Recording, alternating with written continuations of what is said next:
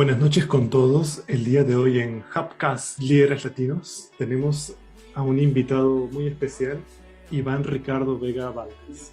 ¿Qué tal, Ricardo? ¿Cómo estás? Hola, buenas tardes, bien. ¿Tú qué tal? ¿Todo bien?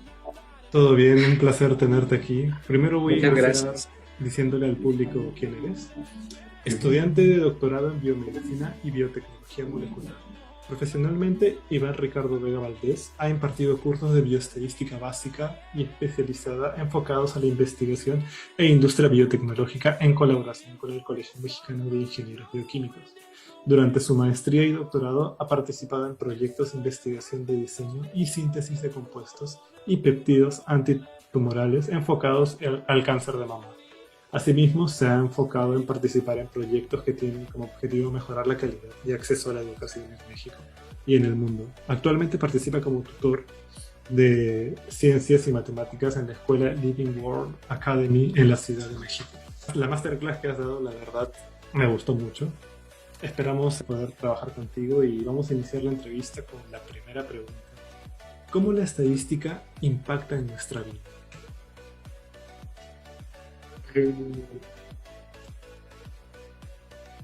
Pues tiene un impacto en todos los aspectos de la vida, aunque sea de manera subconsciente, porque bueno, la estadística también tiene que ver mucho con la probabilidad. Entonces, nosotros a lo mejor de manera subconsciente dices, bueno, voy a ir a trabajar. Ok, ¿de qué lado me conviene ir a trabajar? De, no sé, ruta A, ruta B. Yo sé que es muy probable que la ruta A haya, bueno, la ruta A es muy rápida, es muy segura, pero debido a lo que una manifestación no sé, es probable que llegue tarde.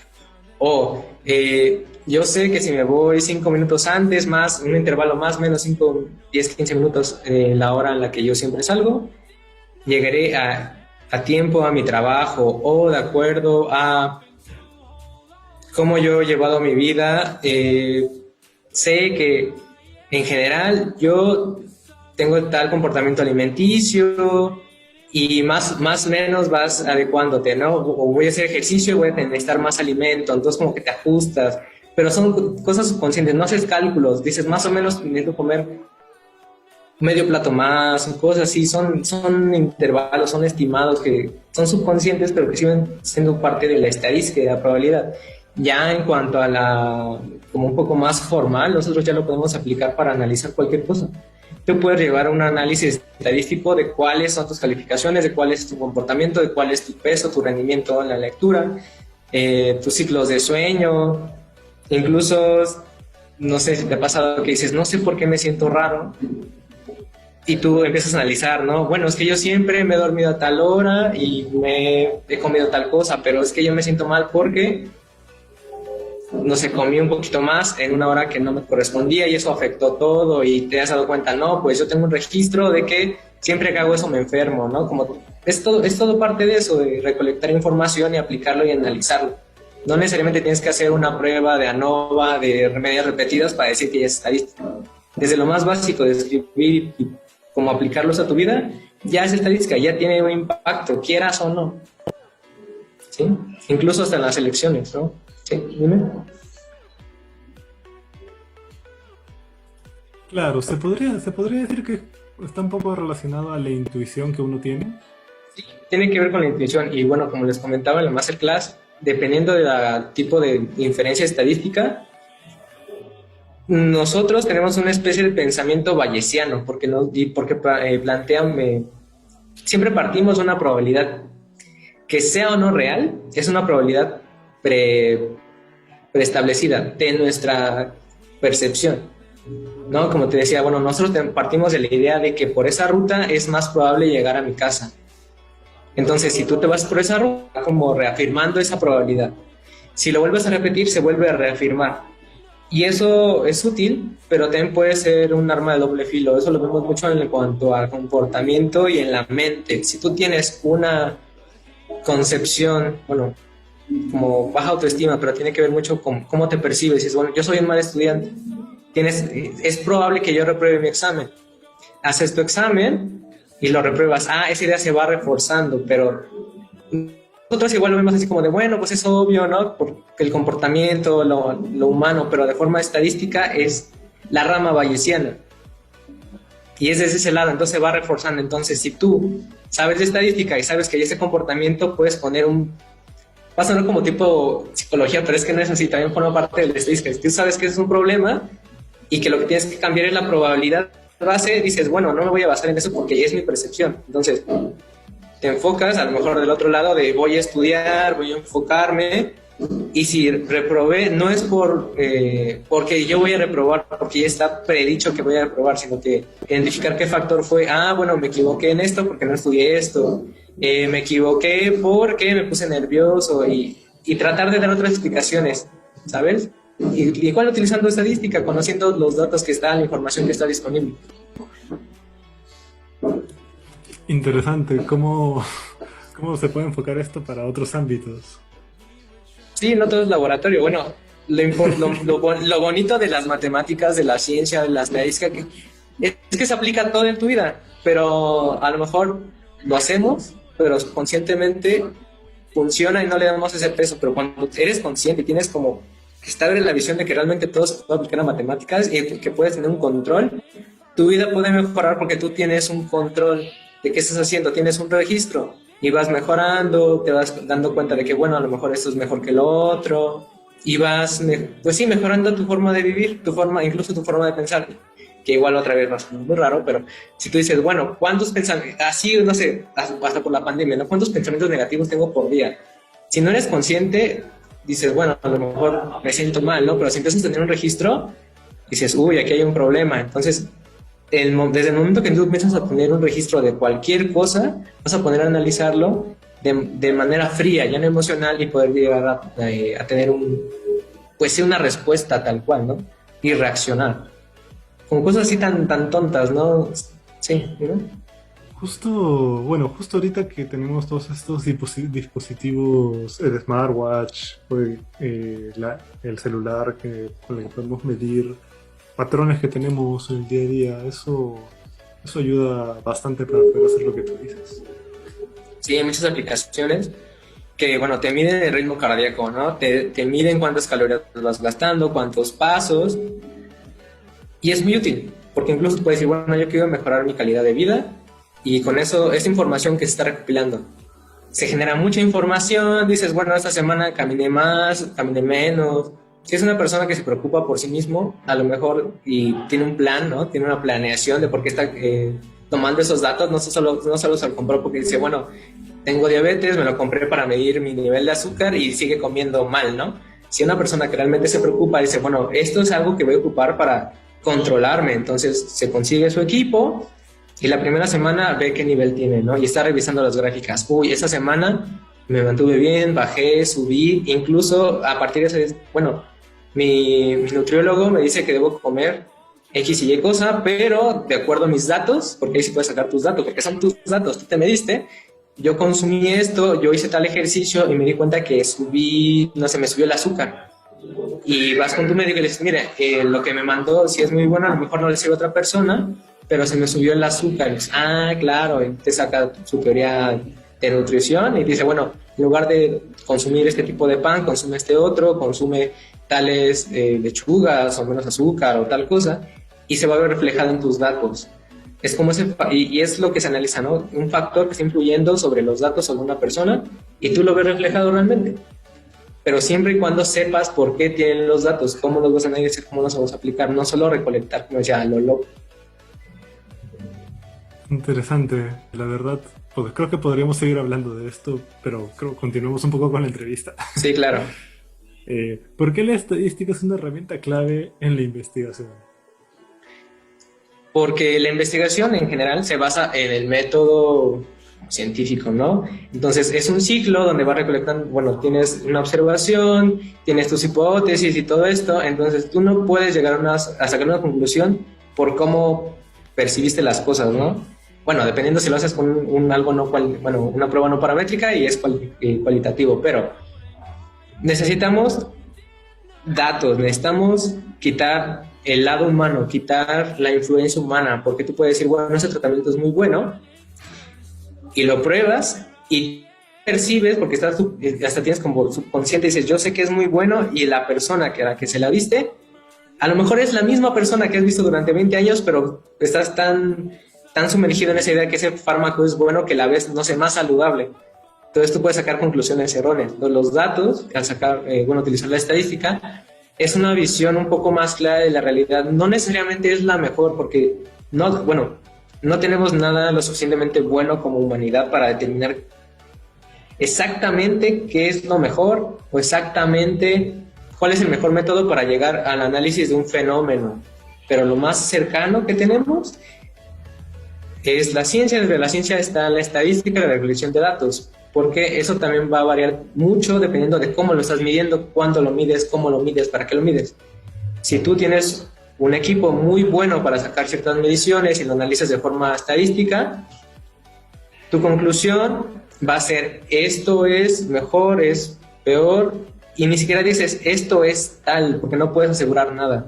En estadística se asegura, tienes un intervalo de confianza, dices, con un 95% de confianza yo aseguro, ni siquiera aseguro, un 95% de confianza, este tratamiento es mejor que el otro. Y hasta ahí, y hasta ahí llegamos, porque incluso estaremos muy limitados porque no consideramos todas las variables que están involucradas. A lo mejor en México, en el laboratorio, en el día que lo hiciste, con las personas que lo hiciste, por incluso el ambiente social que lo hiciste, tu experimento fue adecuado, tuvo éxito, si lo quieres de esa manera, que el fármaco, lo que estás utilizando, funcionó. Pero si ya cuando lo llevas, a China, Francia, Rusia, 20, 30 años en el futuro, si lo tratan de reproducir, tal vez no se llegue a la misma conclusión. Pero eso tiene que ver por muchísimos factores, ya no necesariamente por el fármaco en sí, que a lo mejor es el mismo lote y lo probaron, sino la persona que lo administró, cómo lo midieron, que incluso ya hay algunas modificaciones en las personas, porque somos humanos, pero cada uno tiene un metabolismo diferente, y incluso podemos verlo como un compendio de metabolismos diferentes en América, en Europa y todo esto. Entonces, algo que funciona aquí en México no va a funcionar en Europa, y es por eso que hay muchos fármacos que sirven para tratar ciertas enfermedades en personas europeas a lo mejor, y que en México no es tan bueno porque por nuestros genes no se aplican. Si consideramos todos esos factores, llegar a esa conclusión de que sí, no se aplica aquí, pero allá sí, por esta diferencia de genes, por esta diferencia de herencia, por esta diferencia de alimentación, presión, lo que tú quieras. La estadística es tan potente y tan poderosa de acuerdo a que tan buenos somos recolectando información. Tu conclusión en estadística es tan buena y tan precisa como los datos que obtuviste. Si tienes malos datos, por mucho que le hagas, no vas a tener una conclusión adecuada. Lo que mencionabas de los fármacos, por ejemplo, para los ensayos clínicos se utiliza, para eliminar un poco el error, se utilizan muestras muy grandes de personas para poder tener la mayor cantidad de población dentro de lo que sería el efecto terapéutico del fármaco. Sí. Ahí es, yo no soy especialista en estadística, pero yo supongo que eso es para poder tener una mayor confianza en el resultado. Sí, dependiendo de cómo vayan las fases, son grupos pequeños que a veces sean más grandes, ¿no? Y ahí tiene que ver mucho con eso. Es como las vacunas. No me acuerdo si llegaste a ver que igual la Sputnik hacía pruebas, creo que en la India, México y varios lados, ¿no?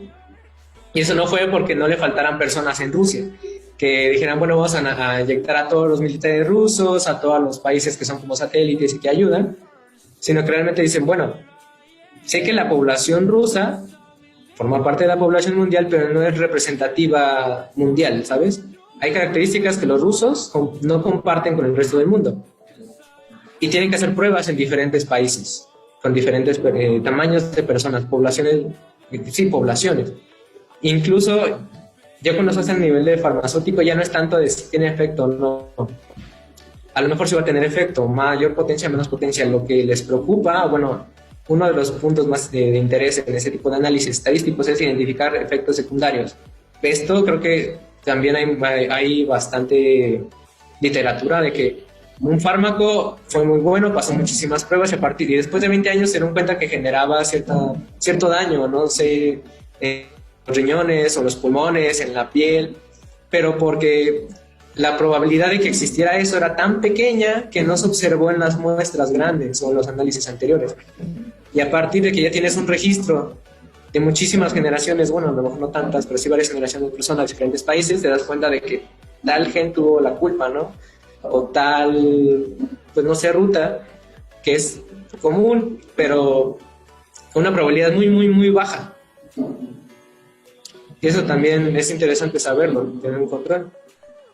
Y eso para todo. Ahorita estamos hablando de fármacos, pero puede ser incluso ejercicio. Hay ejercicio que es muy bueno para algunas personas y otro que no es tan bueno para las personas, por cómo hacen músculo, por cómo, pues sí, metabolizan ciertos compuestos. Interesante.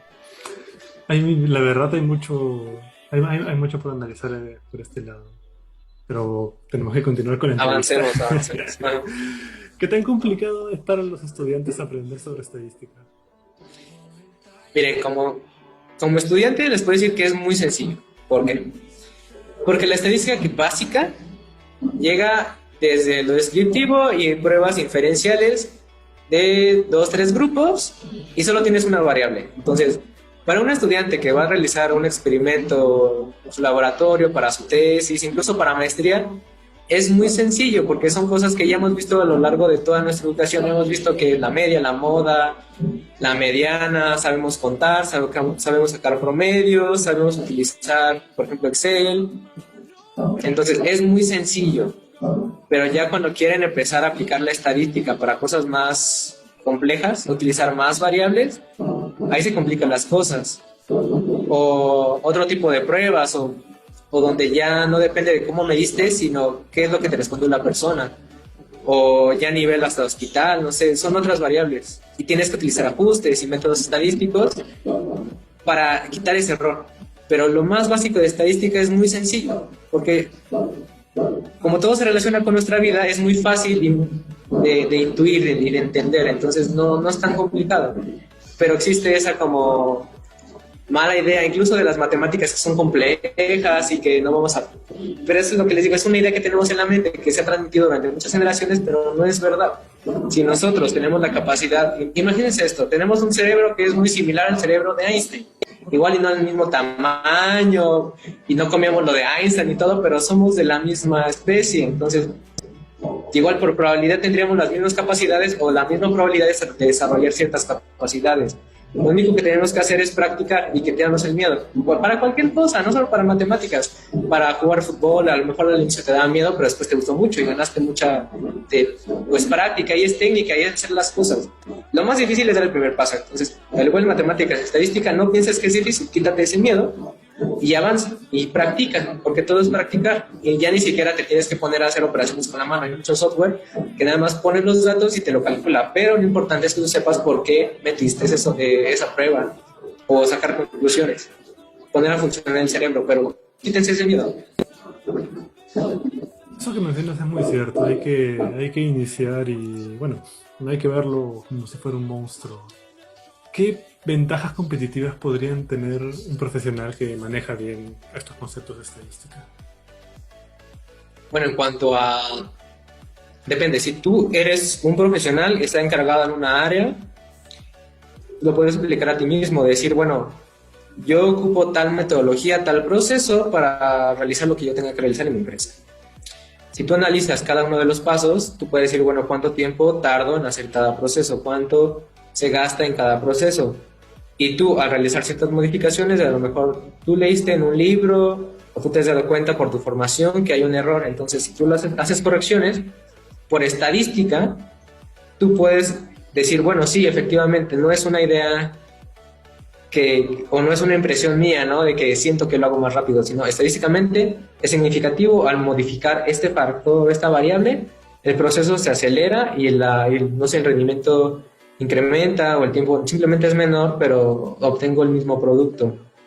Y eso tú lo podrías incluso presentar como un reporte, decir, miren, como propuestas, yo hice este análisis, cambiamos esto y esto y esto, y se va a ver reflejado a lo mejor ya no tanto en tiempo, sino en ganancia de dinero. A lo mejor en cuanto a persona. Ya en industria también. Si tú tienes que tomar la decisión, bueno, ni siquiera tanto como en industria, si tú eres un vendedor, incluso de alimentos, cualquier cosa, tú puedes decir, bueno, ¿qué me conviene comprar y va a ser un buen producto y si se come? O ¿qué sí me sirve para preparar lo que quiero preparar? y que las ganancias también incrementen. Y bueno, depende de, nada más hay que ser creativos, ¿sabes? Entender la información y cómo procesarla. Y igual un profesional que sabe utilizar, incluso los que saben utilizar Excel les llaman la atención a las personas porque saben mostrar información, graficarla, presentarla, contar. O sea, lo importante de la estadística no es tanto saber sacar un promedio, sino que te ayuda a pensar de forma diferente. Entonces tú puedes presentar un set de datos, analizarlo y transmitir esa información a otras personas que a lo mejor no saben de estadística y no les interesa la estadística, pero con los datos tú dices, bueno, este mes nos fue bien, este mes nos fue mal, esta persona lo está haciendo mal, esta persona lo está haciendo bien, este proceso nos conviene, no nos conviene, ese contrato con tal persona, tal empresa, y que de acuerdo al proceso que nos proponen o de venta, respecto al tiempo en 5 años, no va a haber una ganancia, o bueno, la ganancia no vale la pena, ¿no? O nos conviene asociarnos con esta otra persona o este otro proceso, o incluso para comprar un equipo. Tú puedes decir, bueno, ¿cómo tomo la decisión de comprar este equipo? No, bueno, porque en ese equipo gasto 20 minutos menos. Incluso aunque es un tiempo ridículo ya a nivel industrial, esos 20 minutos, no sé, en 20 años incrementaron, no sé, 200,000 pesos. Bueno, incluso es muy poquito, ¿no? Pero tú tienes que hacer ese estimado. Y una persona que es profesionista puede aplicar todos esos métodos para su vida personal, para su trabajo, para todo y para generar ganancias y tener una mejor calidad de vida. La pregunta que se me viene a la cabeza, ¿cómo hago para poder medir todo mi estilo de vida? Pues es que ahí también depende. Por ejemplo, tú puedes medir, depende de lo que tú quieras hacer. Tú dices, no tengo tiempo. Ok, ¿por qué no tienes tiempo? No sé, porque no tengo tiempo. Entonces tú tienes que decir, ¿a qué hora duermo? ¿A qué hora me despierto? ¿Cuántas horas tardo? Incluso, eso también es curioso respecto a las aplicaciones. Ahí en los teléfonos te dice cuántas horas tardas en WhatsApp, en Facebook, en Instagram. Entonces, tú puedes ir anotando eso y decir, estoy perdiendo 3 horas en Instagram. Aunque sean 5 minutos, porque es como los gastos hormiga, ¿no? 5 minutos ahorita, 5 minutos al rato, y se va acumulando. Entonces, si tú tienes un registro de cuánto tiempo tardas en computadora, en teléfono, incluso cuánto tiempo yo tardo de ir a mi casa a la escuela, cuánto tiempo tardo comiendo, cuánto tiempo tardo haciendo tal o cual actividad, cuánto tiempo tardo con mi familia. Haces un registro, y al tener un registro te puedes dar cuenta, pierdo mucho tiempo en esa actividad que no me beneficia en nada. Tachas. Estoy gastando tiempo adecuado a lo mejor en estudiar, o estoy gastando tiempo en ver una serie que, claro, está increíble, pero me está quitando tiempo, entonces la quito y en lugar de ver esa serie me pongo a dormir, me pongo a estudiar, no sé, simplemente con tener ese registro te vas a dar cuenta de qué está pasando y vas a tomar esa decisión. ¿Sigues con esa vida o lo vas a quitar, lo vas a modificar, lo cambias? O incluso en lugar de salir al mercado pides algo por Rappi, no sé, algo así. No es comercial de Rappi, pero no sé, puede ser dependiendo de ti. Muchas gracias por el consejo. Sí, voy a buscar cómo utilizarlo en mi vida. Vas a realizar un curso con CBio. Tenemos planeado realizar un curso con CBio de estadística aplicada.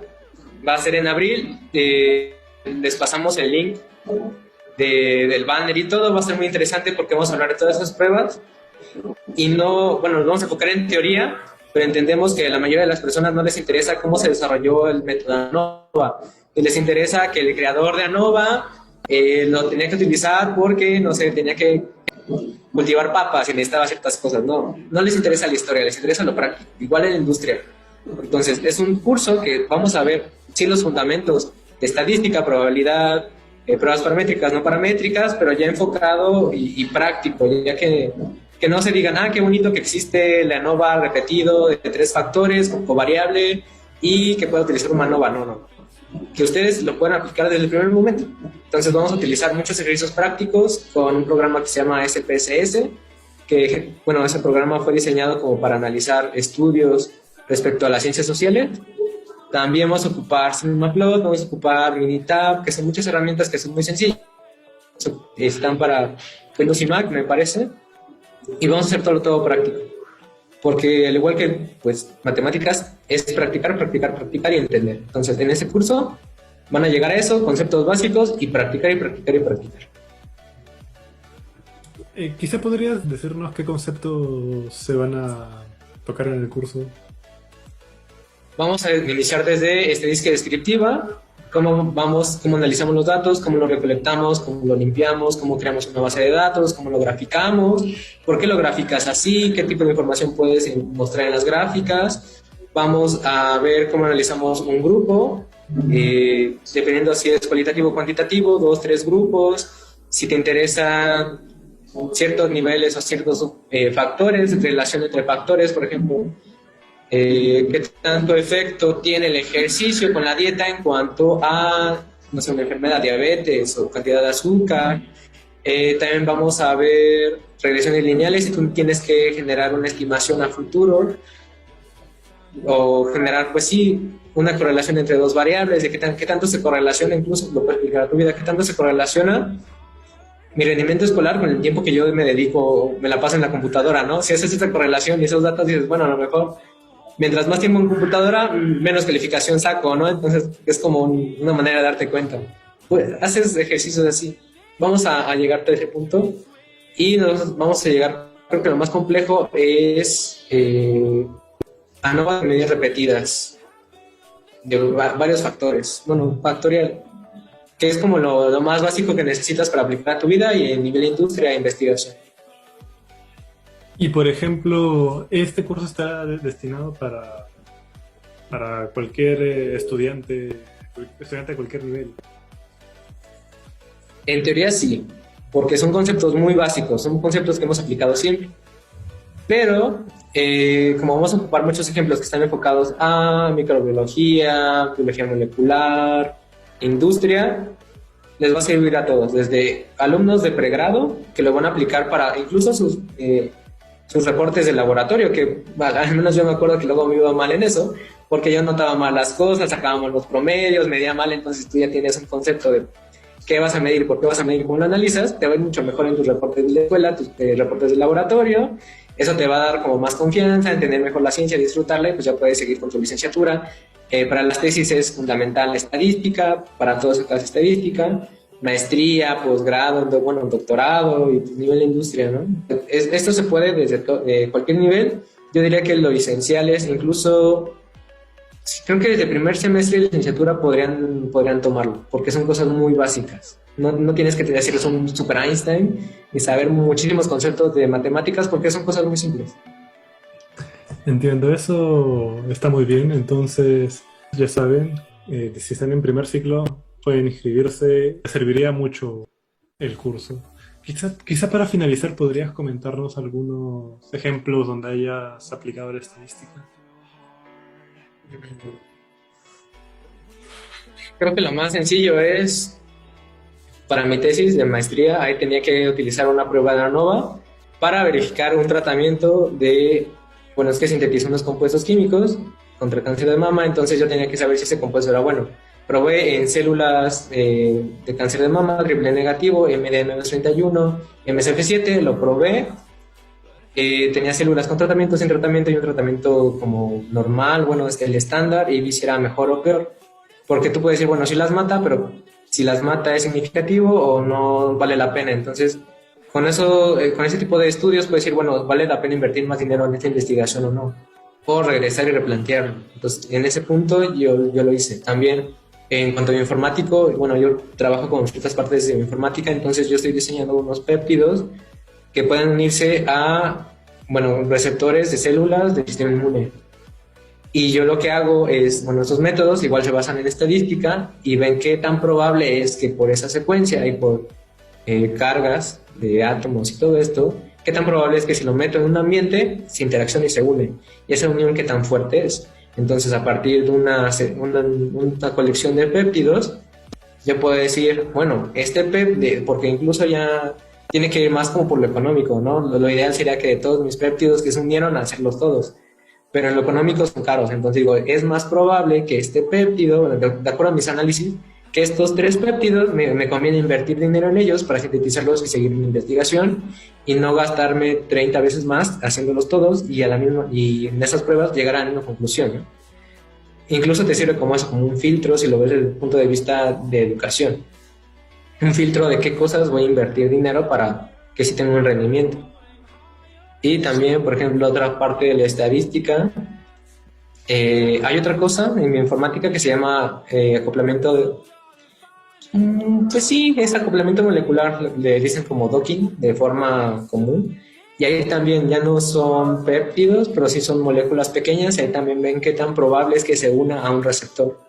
Qué tan probable incluso es que añadir cierto grupo funcional incremente o disminuya la afinidad por un receptor o por inhibir una enzima, alguna cosa así. Entonces ahí también nosotros ocupamos la estadística. Haces muchos ciclos donde a partir de iteraciones matemáticas tú haces una estimación de qué tan probable es que este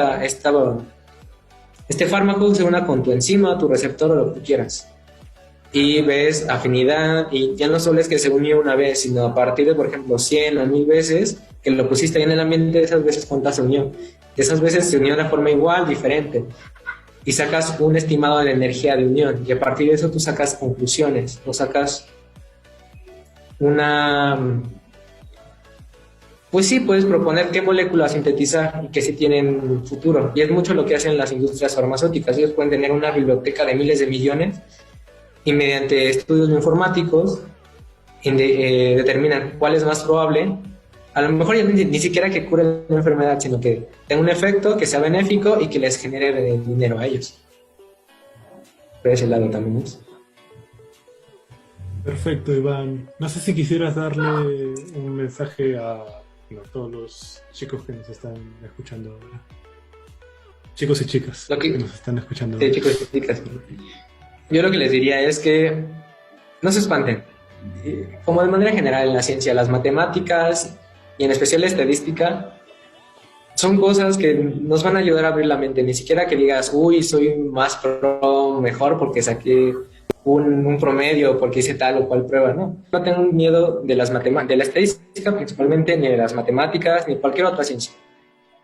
Den ese primer paso pues sí, a leer, a practicarlo, a investigarlo, y obviamente no todos vamos a ser buenos en todo, pero al dar ese primer paso se van a dar cuenta cuál es su afinidad, y aunque no sean un experto en matemáticas o en estadística, conocerlo les va a dar, pues, ampliar ese panorama, ¿no? De ver de forma diferente las cosas, a no tomarlo que no está mal que lo tomen como emocional, pero sí ser un poco más objetivos desde el punto de vista de datos, y van a tomar mejores decisiones. Incluso van a decir, ¿sabes qué? No ocupé la estadística para mi tesis. Bueno, lo más probable es que sí, porque digas, bueno, no lo ocupé como todos los días de mi vida, pero por ver la manera diferente, ya no solo como desde mi perspectiva, sino como un poco más general, pude tomar una mejor decisión. Y lo van a ver, ese cambio en su vida. A lo mejor no ahorita, pero sí en el futuro. Entiendo. Muchas gracias, Iván, por estar aquí, por estar en Hubcast Líderes Latinos. Y estamos ansiosos de participar en tu curso.